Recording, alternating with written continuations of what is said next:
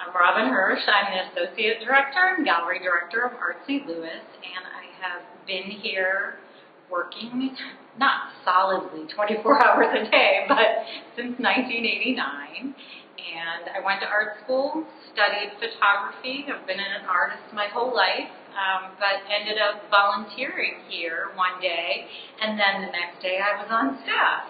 So it's kind of like that. I make my art when I can, but for the most part, the gallery and putting together the exhibitions is an artistic process, so it's pretty gratifying. And then I can, make my art something not as a career and do the nonprofit arts management as the career and focus on other artists' works, promoting their works, trying to sell it, exhibit it, all that.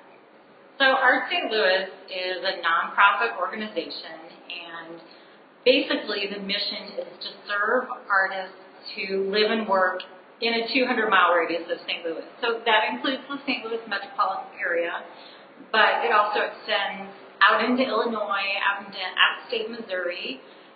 It doesn't go as far as Kansas City. There's an organization, well, several organizations there that serve the artists and would serve the artist needs better. And it doesn't extend as far as Chicago, but it does go to Paducah, Evansville. I mean, it's pretty much 200 miles as the crow flies, not necessarily how it would be to travel on the highway. So sometimes that can be tricky, and somebody will say, well, that person lives more than 200 miles away. Generally, I'm pretty strict about that rule, and we try to keep it within the 200 miles. If it's 201 miles, so be it.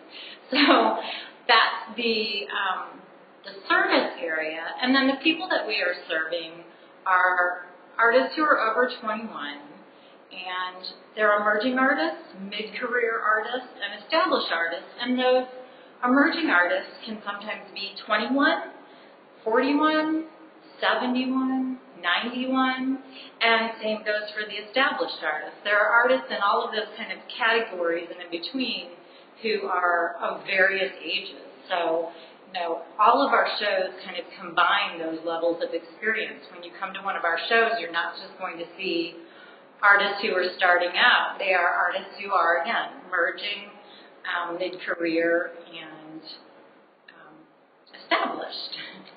So the way that our shows operate, they're competitions, and the term that we use for that is a juried exhibition. It's a pretty standard term. There are juried exhibits that are held nationally, and then there are usually regional and local juried exhibits, and what we feature are regional exhibits, again, the 200-mile radius. And so we have a committee of artists with whom I work, and we come up with our exhibition theme programming for the year, and we try to come up with themes for these juried exhibits that are going to be interesting, that the interpretation that artists submit will be of all styles and media and techniques, but the themes themselves can be broadly interpreted, broadly explained. So that's kind of where the shows are. And we do these shows basically every other month.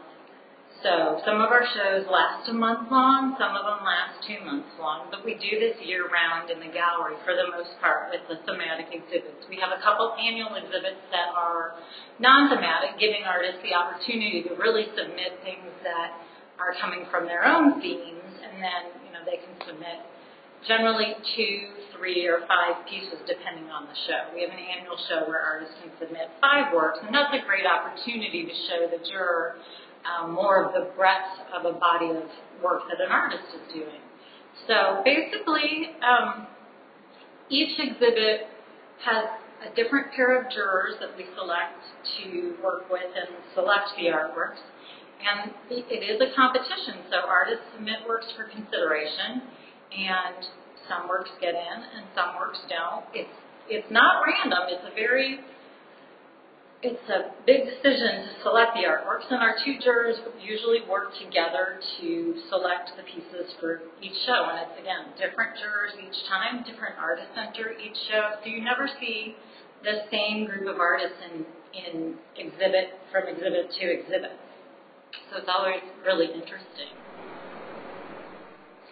So Art St. Louis is a membership-based organization, And I'll get into that in a second, but membership is not a requisite or prerequisite for submitting works for consideration to our juried exhibits.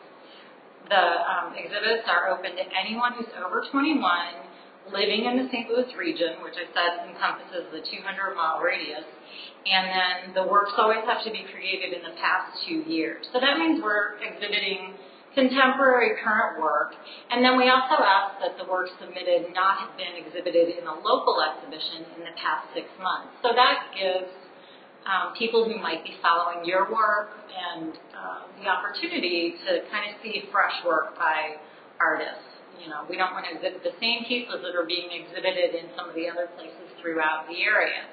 So membership isn't required, but it's a great part of Art St. Louis, and it is what drives the organization as a community, cooperative, membership-based organization, artist organization. So members comprise our exhibitions committee. We have another committee that helps determine some of our educational programming, and there are artists who are on our board of directors, and then there are non-artists who are on our board. But some of the benefits of membership include that, and membership fees are really reasonable. It's something that we discuss raising the fees because in order to survive as an organization, we have to have that kind of income. But the membership dues really pay for themselves because members get reduced entry fees on entering a show, and they're very low. It can be anywhere from $15, $20 to $25, and that's usually for 2 artworks or 5 artworks, depending on the show. And then members receive a weekly e-newsletter, which is chock full of information. I've worked on these newsletters for years, and it's one of the best benefits of membership that our members tell us about that they appreciate. And it includes whatever's going on. If we're seeking entries for a new show, and then we have a weekly art event calendar that we always include, any art opportunities, including classes, juried exhibits that might be local, national, regional, you name it, artist residencies, job openings, whatever I get wind of via, the mail or email that I think is an opportunity from which our members will benefit, I try to include that in the newsletter. That's another benefit of membership is that artist works can be considered and exhibited in what we call off-site exhibitions, which are basically 2-person, 3-person, sometimes solo exhibits in corporate locations that are not in the gallery here. So as a nonprofit organization, artist organization, the model of Art St. Louis is that we are a cooperative organization, so that it's not just in a commercial gallery. It would be the gallery owner and his supplemental staff, and they would be making all of the decisions for exhibitions, what artists they choose to even represent, and in the model of Art St. Louis as a cooperative organization, artists contribute to most every aspect of running the organization except for running the gallery itself. So artists volunteer in the gallery and help monitor the gallery. They help with opening receptions. They contribute supplies for the gallery and for opening receptions. They serve on our committees. It's pretty much as many aspects as possible. We can't do it without our artists. And in a commercial gallery, the commercial gallery is that person's business. So I own a gallery. I am going to choose the artists who, A, interest me personally to exhibit, and that's not going to be everyone. Although if I owned a gallery, I'd probably be like, everybody gets to show here. So as a business owner where, my sole income is selling and exhibiting artwork, I'm going to be specific about which artists I can show, which artists I know I'm going to be able to get an audience and then, first of all, sell. So although we sell artwork here at Art St. Louis and we want to sell, it is not necessarily sales as the first thing, although we want to sell and make artists as much money as possible. In the commercial gallery model, sales are the number one thing. It's sell, sell, sell, sell, sell, promote, promote, promote, sell, sell, sell. And that's a great model. But, so it's run as any other kind of independently owned business would be. And that person who owns the business, whose name is likely the business, dictates what artwork is going to be considered and exhibited and sold.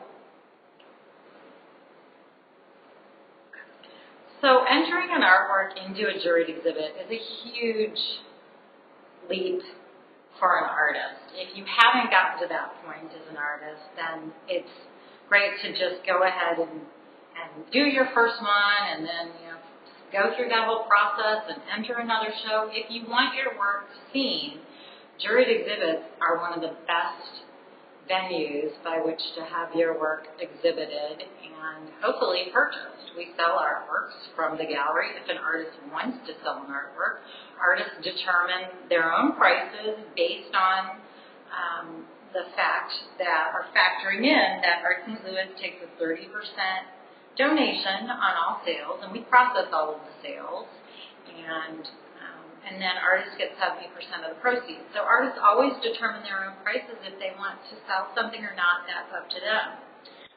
But going back to entering shows, it's a lot of work, but it's worth it. So the first thing that you have to do is finish your artwork, and then when you're about to photograph it, it has to be finished. When you're submitting works for most juried shows, they're not considering proposals or half-finished work.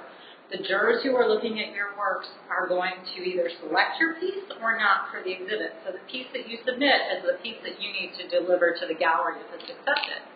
So your piece needs to be finished, and then let's say if it's a photograph or something that would go under glass or be framed, you want to basically take a digital photograph of the piece before it's framed or matted, so that then you take the best digital photograph that you possibly can of just the artwork. So you want to make sure that the light that you're using is kind of crisp and white. Outdoors is really great, especially if it's not noontime sun or if you want to hope that there's some clouds but blue sky. But if you take your artwork outside, then you want to have an easel, and you probably want to use a tripod and put your camera at the same level as where your artwork is. And then be sure, just go ahead and prop in the camera first. Crop out everything that's superfluous that isn't the artwork, so that all you're photographing is the artwork. Then what you also want to have, once you're done with your photographs, and take as many as possible. Digital media means that you can look at it right there in the camera and edit right there. And then you need a computer, or you need to borrow a computer that has photograph editing software. So I want to crop my image as clean as possible and edit out everything that isn't the artwork. So if I did get some grass from the lawn, and again, you can photograph inside too, as long as the lighting is good. Wherever you photograph, you just want to make sure that the final photograph is as close as possible to what the artwork looks like. So in your photo editing, you might have to play around with the color balance too, or brighten it up a little bit. But that's the great thing. You're not going to be altering what the artwork looks like. You're just going to correct your image to resemble the artwork as much as possible. So you have to start out with excellent photographs, and then basically go through whatever the rules of entry are for your particular exhibition. Our rules, again, go back to that the works have been created in the past 2 years. So you definitely want to not submit something that's older, especially if you submit an artwork that's older that has possibly the date that you painted on the painting, and then let's say the date is 2009, but everything submitted for that particular exhibit has to have been 2010 and on. So it serves an artist best to be as honest as possible, and if you want to show older work, then find the exhibit that's accepting older work. Don't break the rules. Now, rules are meant to be broken, and there's always going to be an exception to the rule. So if your entry doesn't necessarily comply with what the rules are, contact the exhibition presenter first and present what your difference is, and ask if there are any exceptions. So my advice for emerging artists is pretty much has been the same for a long time. I tell people to go out and look at as much art as possible, from museums to regular gallery exhibitions, and just look, and open your eyes and open your mind to the possibilities.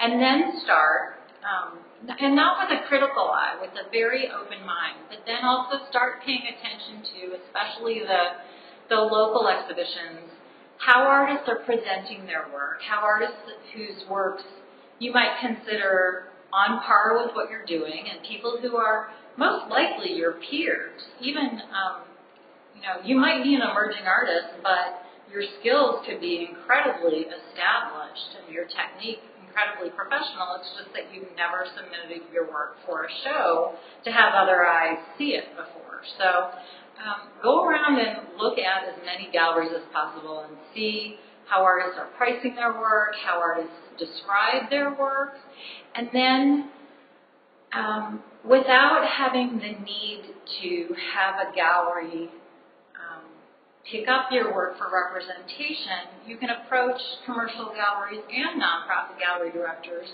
and ask them simply for feedback on your work, whether it's a portfolio review or just having them look at your website, if you have a website, or your work in person, and giving feedback, which means it could be critical, it could be kind, it'll be what you need to kind of take your work to the next level.